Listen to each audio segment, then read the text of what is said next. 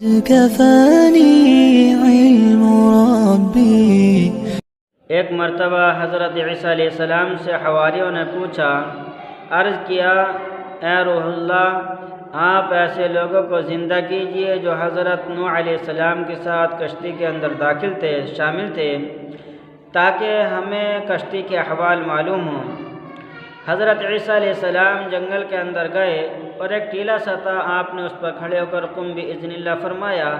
اس کے اندر سے ایک آدمی اٹھا جو حضرت نوح علیہ السلام کا بیٹا حام تھا۔ آپ نے بہت ساری باتیں پوچھی۔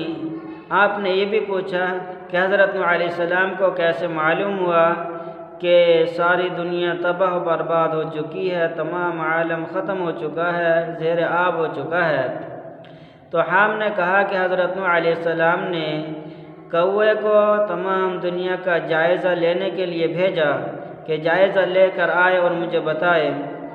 تو کوا چلا گیا، اس کو ایک مردار نظر آیا تو کوا اس کو کھانے میں لگ گیا۔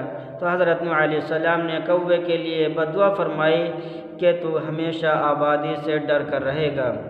آج بھی کوا گھروں کے اندر بغیر ڈرے داخل نہیں ہوتا، دیوار پر بیٹھتا ہے، فوراً ڈر کر اڑ جاتا ہے۔